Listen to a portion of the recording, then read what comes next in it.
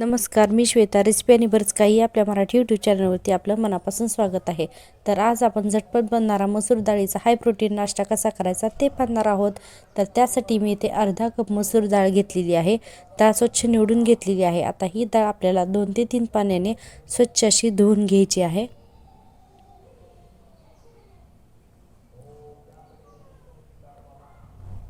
तर डाळ धुवून झालेली आहे. याच्यामध्ये मी पाणी घालून साधारणतः 1 तासापर्यंत मसूर डाळ भिजवून घेणार आहे.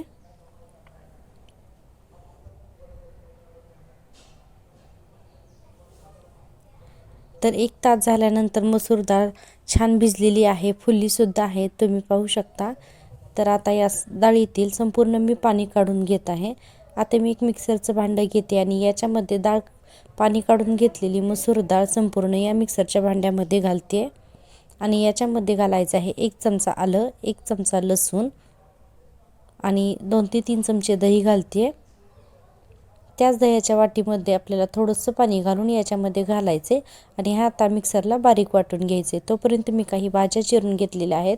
तर बारीक चिरलेला कांदा, टोमॅटो आहे, किसलेलं गाजर आहे आणि एक छोटा कच्चा बटाटा किसून घेतलेला आहे. त्याचबरोबर कोथिंबीरसुद्धा घेतलेली आहे. तर आता पुढची कृती पाहूया. तर मिक्सरवरती छान मसूर डाळ बारीक झालेली आहे. तर हे बॅटर मी एका बाउलमध्ये काढून घेते. याच्यामध्ये आपल्याला घालायचं आहे चवीनुसार मीठ.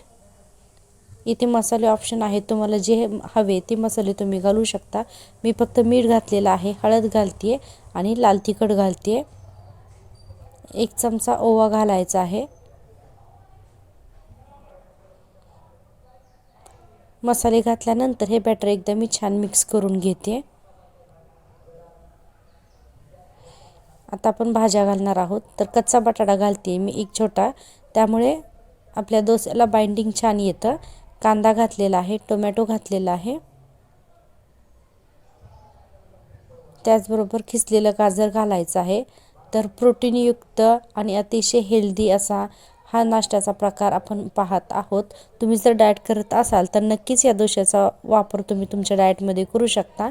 तर त्याच मिक्सरच्या भांड्यामध्ये थोडंसं मी पाणी फिरून याच्यामध्ये घालते, जेणेकरून आपल्याला बॅटर मऊसर होईल, म्हणजे डोसा पटकन घालता येतोय. आता हे छान हलवून घेतलेलं आहे. आता लास्टला मी कोथिंबीर घालते आणि थोडासा सोडा घालायचा आहे. सोडा ॲक्टिवेट होण्यापुरतं 1 चमचा पाणी घालते. बॅटर छान आता हलवून घ्यायचं आहे. आता डोसा घालण्यासाठी आपलं बॅटर रेडी आहे. तर त्यासाठी आता मी गॅसवरती तवा गरम करायला ठेवलेला आहे. तर आता आपल्याला पॅनमध्ये हे पातळ असे डोसे घालायचे आहेत. तर आता तव्याला मी सुरुवातीला तेल लावून घेत आहे, म्हणजे डोसे पटकन निघतात.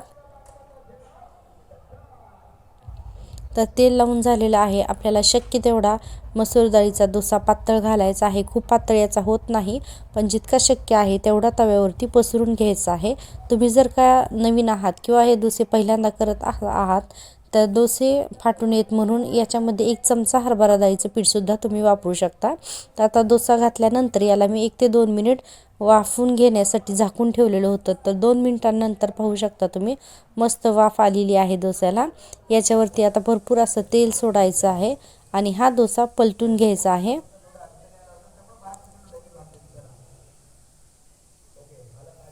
तर डोसा पलटून झाल्यानंतर दोन्ही बाजूने छान याला खरपूस रंग येईपर्यंत भाजून घ्यायचा आहे.